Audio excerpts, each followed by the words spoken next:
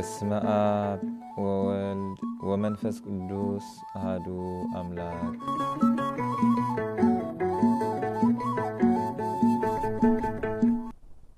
በስመ አብ ወወልድ ወመንፈስ ቅዱስ አሐዱ አምላክ አሜን። እግዚአብሔር ሰላምታ ምስሉና ይሁን።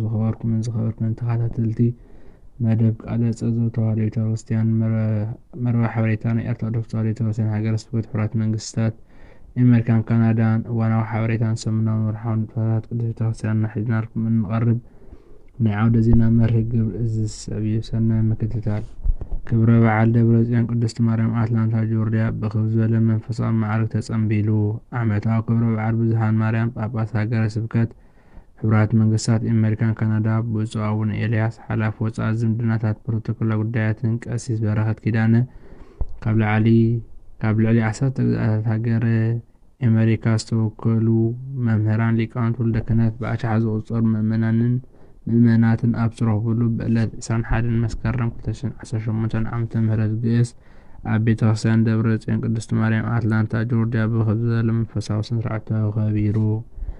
ብድሮ ዓርቢ ሊቃውንት መምህራን ወልደ ክህነት ኣብ ሰዓታት ናይ ድሕሪ ቀትሪ ኣብ ቤተክርስቲያን ብምርካብ ብመሪሕነት ብጽኖቶም ቅዱስ ተባሂለ ኪዳን ድሕረ ምብጽሑ ስርዓተ ዋዜማ ጀመሩ። ሊቃውንት ፈለማ ኣሰጋብኦሙ እምበሃውርት ወእምጽባህ ወእምዓረብ ወመስ ወባሕር በዕፀ መስቀሉ ኣተቦሙ ወአውየው ስጋሆሙ በእሳት ተለኣሉ በክብር ደናግል እለ ውስተ ርእሶሙ ክብ ዝብል ጣዕመ ዜማ መላሊቶም ድሕሪ ምብጻሕ ቀጺኑ እውን ኣዴና ቅድስት ድንግል ማርያም ወላዲተ ኣምላክ ምስ ሊቃውንት 318 ሊቃውንት ምስ ዝኽበር ዕለት ዘለዎ ተሓዝ ብምትእስሳር ዋዜማ ትፍስሕትቺ ውእቱ ብርሃንቺ ውእቱ ሰላምቺ ብምባል ብሓባር ብምሽብሻብ ናይ ዕለት መደብ ዋዜማ ብሰላም ተፈጸመ። ብመቕጻለ ቀዲሙ ብዝወፀ መርሃ ግብሪ መሰረት ሊቃውንት ሰዓት 1 ንለይቲ ደወል ተደዊሉ ኣብ ቤተክርስቲያን ብምንቃሕ ዮም መስቀል ኣሰነይ እንተበልየ ዓለም ኣሰነይ በስነ ማርያም ኣዋከየ በስነ ማርያም ብምባል ድሙቕ ማህሌት ስብሐተ እግዚአብሔር ከብጽሑ ድሕሪ ምሕዳር መጽሓፍቲ ተኣምራት ተነቢቦም ጸሎተ ኪዳን ተበጽሐ። በመሪሕነት ብፁዕ ኣቡነ ኤልያስ ስርዓተ ቅዳሴ ተሰርዐ። ድሕሪ ቅዳሴ ፈለማ ቀዳማይ ደረጃ ህፃናት፣ ካልኣይ ደረጃ ማእከሎት ቀጺሎም ድማ ሳልሳይ ደረጃ ዓበይቲ መንእሰያት በብመስርዖም ዕድሚኦምን ሓደ ዓይነት ኣልባሳት ለቢሶም ንሴብሖ ለእግዚአብሔር በዝማሬ ወብመሰንቆ ግነዩ ለእግዚአብሔር ኣንቲ ዘበን ደመና ዝብላ ናይ ሓባር መዝሙር ኣቕረቡ። ብምቕጻል ነቲ ዕለት ዝውክል ቃለ እግዚአብሔር እቲ ካብ እግዚአብሔር ዝተነግረኪ ቃል ከም ዝፍጸም ስለዝኣመንኪ ብፅዕቲ ኢኺ ብዝብል ኣርእስቲ ብብፁዕ ኣቡነ ኤልያስ ዝተዋህበ ብፅዕነቶም ዝሃቦ መንፈሳዊ ትምህርቲ ድሕረ ባይታና መጻጻ ናይቲ በዓል ድሕሪ ምትራኽ እዚ በዓላት ናይ ኣዴና ቅድስት ድንግል ማርያም ኮይኑ ብተወሳኺ 318 ቅዱሳን ሊቃውንቲ ንመናፍቃን ረቲዖም ሃይማኖት ዘጽንዕሉ ክቡር በዓል ብምባል ምሕናዎም ቅዱሳን ንዘጽንሑልና ቅድስቲ ሃይማኖትና ኣጽኒዕና ክንሕዛን ብፍቕሪ ክርስቶስ ተጸሚድና ነንሕድና ንፋቐርን ኣባታዊ ሓደራ ኣመሓላሊፎም።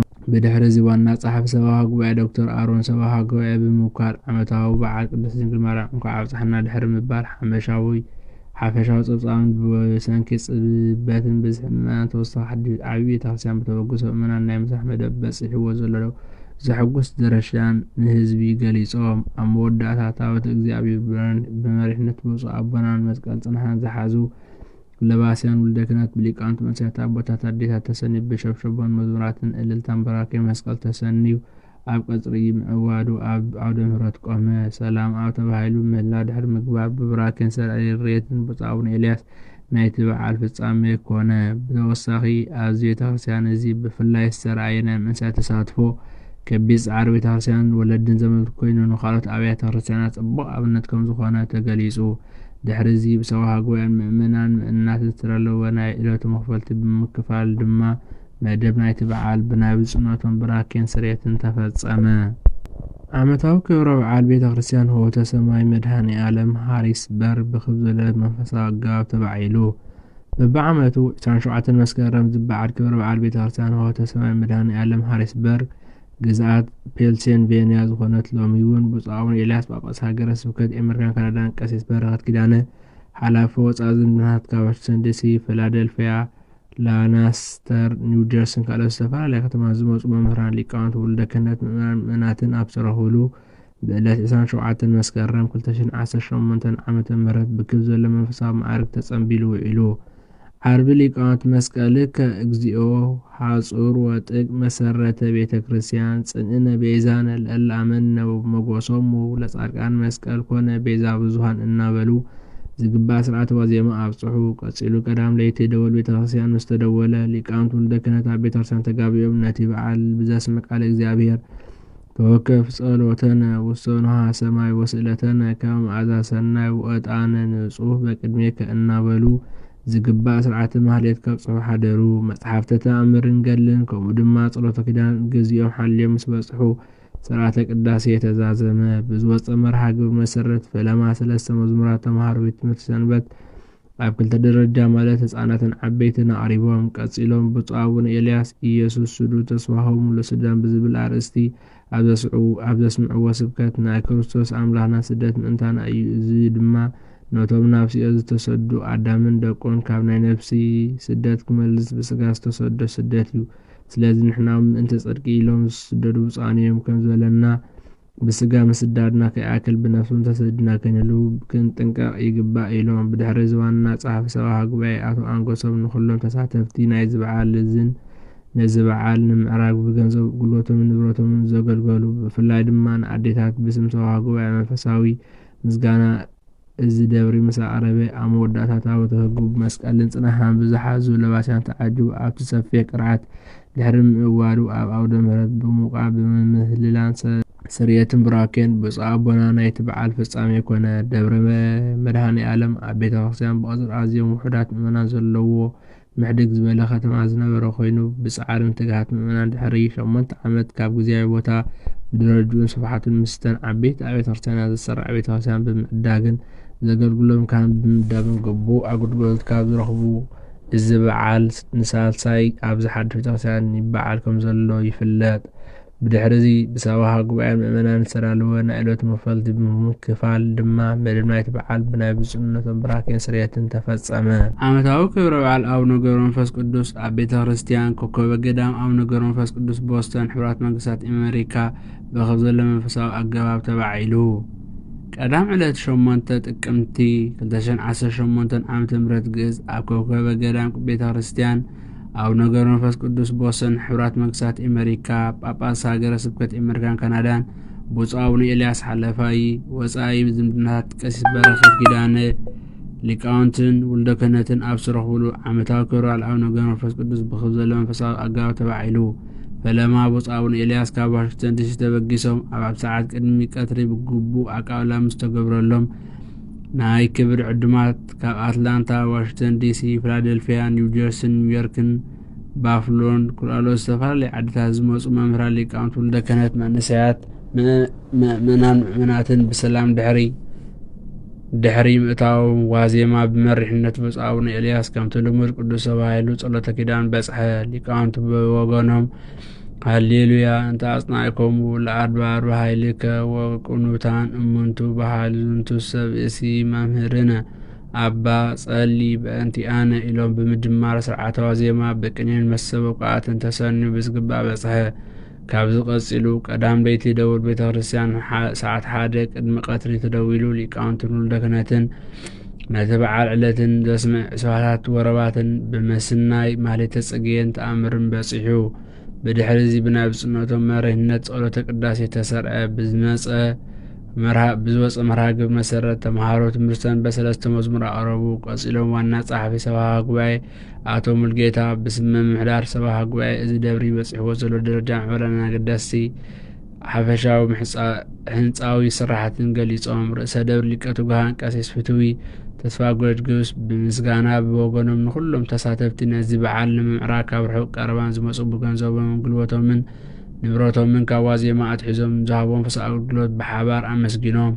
መራሒ ስራሕ ሃገረ ስብከት ኣሜሪካን ካናዳን ሊቀ ሕሩያን ቀሲስ ሚካኤል ተኽላይ ነቲ በዓል ዝምልከት ኣብ ዝሃብዎ ናይ ዕለቱ ሰፊሕ ትምህርቲ ንስኻ ትመውት እምበር ኣይተሓውን ኢኻ እሞ ቤትካ ኣስተናብር ካብ ዝብል ሃይለ ቃል ካልኣይ ነገሥት ምዕራፍ 21 ብምውሳድ እግዚኣብሔር ንህዝብና ንዝሃበና ዓድል ክንጥቀመሉን ኩሉ ግዜ ድማ ድልዋት ኮይንና ክንርከብ ከም ዘለና ናይ አቡነ ገብረ መንፈስ ቅዱስ ገድላ ጉዕዞኦም ብምዝርዛር ምሂሮም ብፁዕ አቡነ ኤልያስ በጎኖም ነዚ ተጠቕሰ ክንገብር ናይ ኩሉ መኣሰርን ፍጻሜ ፍቕሪ እያ እሞ ኣምነን ንሕድሕድና ክንፋቐር ይግባእ ብምባል ኣባታዊ ምኽርን ማዕዳን መሃቦም ታቦተ ሕጉን መስቀልን ጽናሃትን ተዓጂቡ ድሕሪ ምዕዋዱ ኣብ ዓውደ ምሕረት ቆመ። ብቡራኬን ስርየትን ብፁዕ ኣቦና ድማ ናይቲ በዓል ፍጻሜ ኮነ። ብተወሳኺ ብኣጋጣሚ እዚ ክቡር ዕለት ብሃገረ ስብከት ዝተዳለወ መምዘኒ ብቕዓት መርመራ ሓሊፉ ንማዕርገ ዲቁና ድሉው ኮይኑ ዝጸንሐ ተምሃራይ ብብፁዕ አቡነ ኤልያስ ኣንብሮተ እድ ማዕርገ ዲቁና ብምቕቡ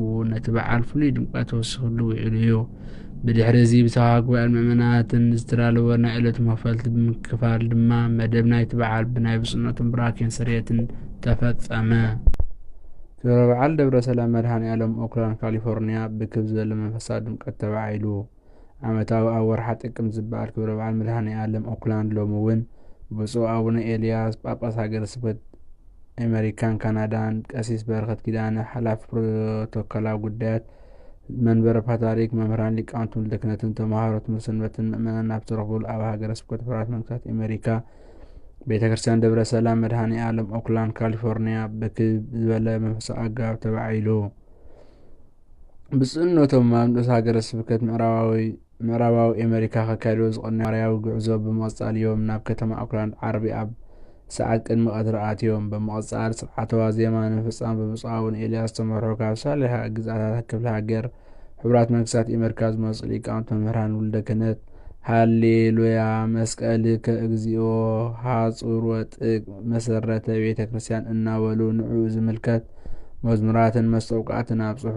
ለይቲ ደወል ምስ ተደወለ ሊቃውንቲ ኣብ ቤተ ክርስቲያን ብግቡእ ክሳዕ ሰዓታት ቅዳሴ ግሩም ስብሓታትን ማህሌታትን ከብጽሑ ሓዲሮም። ቀጺሎም መጽሓፍተ ተኣምር ምስ ሰነቡ ብመሪሕነት ብጽዕነቶም ስርዓተ ቅዳሴ በጽሐ። ብድሕሪ እዚ መንእሰያት ተምሃሮ ትምህርቲ ሰንበት ድሕሪ ተኸታተልቲ መዝሙር ምቕራቦም ነቲ በዓል ዝምልከት ትምህርቲ መምህር መርሃዊ በየነ ተዋህበ።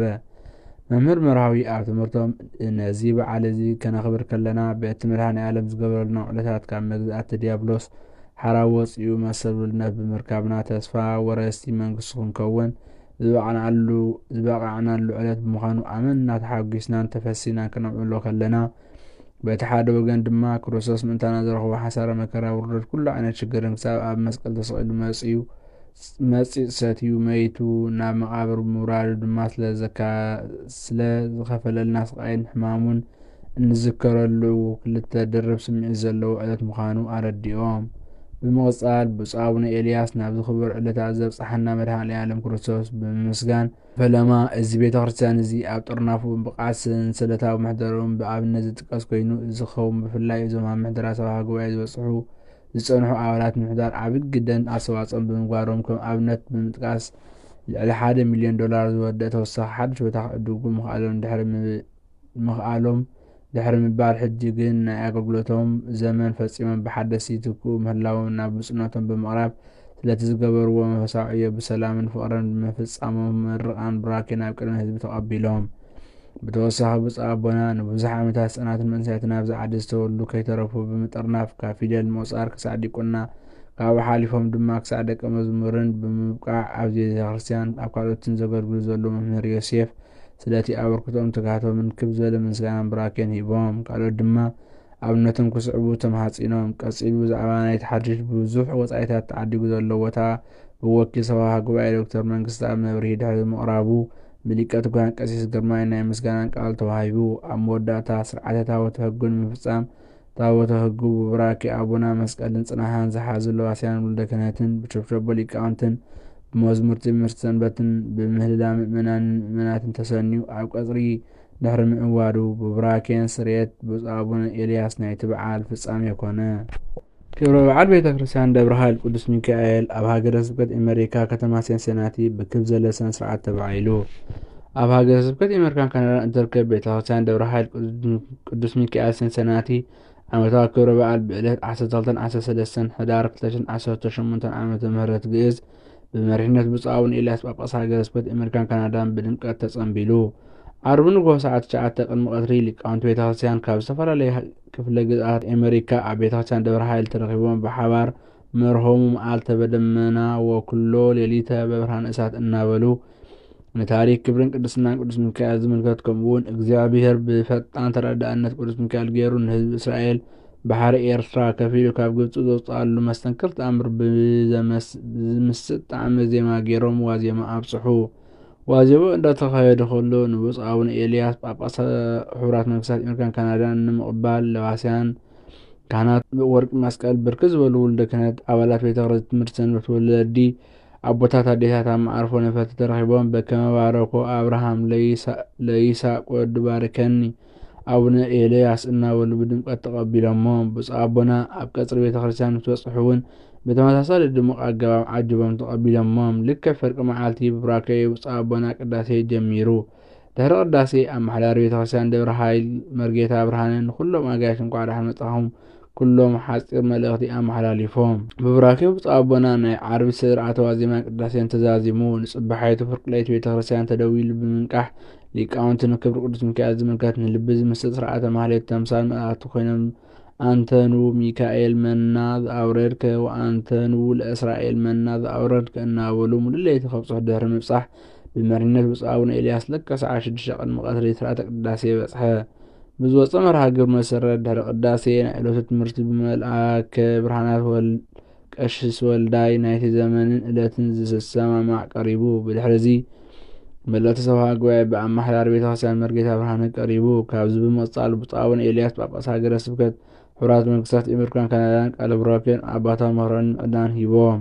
ብምቕፃል ታቦተ ሕጉ ጳጳስ ብፁዕ አቡነ ኤልያስ ብክብሪ ተዓጂቡ ኣብ ቀጽሪ ቤተ ክርስቲያን ብካህናትን ሊቃውንትን መንእሰያትን ትምህርቲ ሰንበት ብድሙቕ መሳጢ መዝሙራት እናቕረቡ ኣዴታት ድማ ብእልልታን ምህልላን ብሓባር ድሕሪ ምእዋዶም ታቦተ ሕጉ ኣብ ዝትዳለወሉ ናይ ክብሪ ቦታ ደው ኢሉ። ካብዚ ምቕፃል ሊቃውንቲ 3 ለዘብ ኣቕሪቦም ናይ ዕለቱ ራራይን ሰላምን ጸፊዖም ድሕሪ ኩሉ ሰላም ተባሂሉ ጸሎተ ምህላ በፅሐ።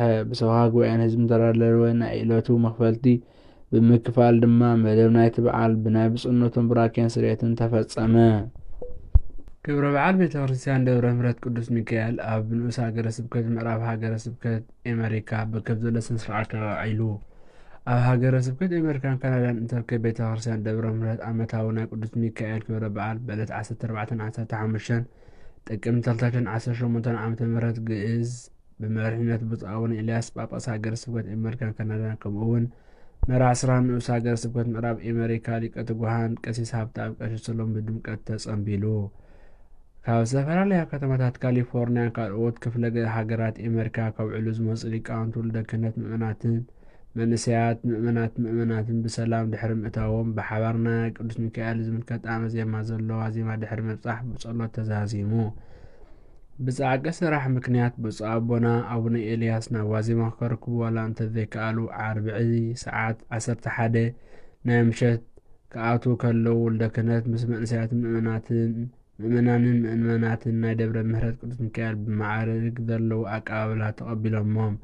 ንጽባሓይቱ ለይቲ ሰዓት 2 ቤተ ክርስቲያን ተደዊሉ ብምንቃሕ ሊቃውንቲ ንክብረ በዓል ቅዱስ ሚካኤል ብዝምልከት ንልቢ ዝምስጥ ስርዓተ ማህሌት ተምሳል መላእክቲ ኮይኖም ከብፅሑ ድሕሪ ምሕዳሮም ብመሪነት ብፁዕ አቡነ ኤልያስ ስርዓተ ቅዳሴ በፅሐ። ብዝወፀ መርሃ ግብሪ መሰረት ድሕሪ ቅዳሴ ናይ ዕለት ትምህርቲ ብቋንቋ እንግሊዝ ብቀሲስ ኣበይሰሎም ካብ ደብረ ገነት ኢንድያና ብቋንቋ ትግርኛ ድማ መምህር ምርጌታ መርሃዊ በየነ ካብ ደብረ ምሕረት ቅዱስ ሚካኤል ናይቲ ዘመንን ዕለትን ዝሰማማዕ ቀሪቡ። ካብዚ ብምቕፃል ብፁዕ አቡነ ኤልያስ ጳጳስ ሃገረ ስብከት ሕቡራት መንግስታት ኣሜሪካን ካናዳን ቃለ ቡራኬን ኣባታዊ ምክርን ምዕዳን ሂቦም። ብፍሉይ ድማ ኣብ ደብረ ምሕረት ቅዱስ ሚካኤል ቤተ ክርስቲያን ሳንታ ሮዛ ተውልዶም ኤርትራውያን ዘይኮኑ ካልኦት ወፃእተኛታት ናብ ቅድስት ተዋህዶ እምነት ብጥምቀት ይጽንበሩ ምህላዎም ኣመስጊኖም ነቶም ብጥምቀት ውልድነት ዝተቐበሉ ድማ መስቀል ማዕተብ ህያብ ብምሃብ ኣተባቢዖሞም። ድሕሪዚ ብወኪል ሰብዓ ጉባኤ ኣቶ ሙሴ ሃለቃ ጸጋይ ብዛዕባ ናይ ቤተ ክርስቲያን ኣመፃፅኣን ዘሎ ምዕባለን ሓፂር ጸብጻብ ምስጋናን ኣቕሪቦም ህዝቢ ድማ ናይ ገንዘብ ወፈያ ብምግባር ሓጎሱ ገሊጹ። ካብዚ ብምቕፃል ታቦተ ሕጉ ብፁዕ አቡነ ኤልያስ ብክብሪ ተዓጂቡ ኣብ ቀጽሪ ቤተ ክርስቲያን ብካህናትን ሊቃውንትን ብመንእሰያት ትምህርቲ ሰንበት ድሙቕን መሳጥን መዝሙራት እናቕረቡ ኣዴታት ድማ ብእልልታን ምህልላን ብሓባር ድሕሪ ምእዋዶም ሰላማ ኣብ ተባሂሉ ጸሎተ ምህልላ በፅሐ። ብሰብካ ጉባኤን ህዝብን ስላለወና ዕለት መክፈልቲ ምክፋል ድማ መደብ ናይቲ በዓል ብናይ ብፅመቶም ብራኬን ስርየትን ተፈጸመ።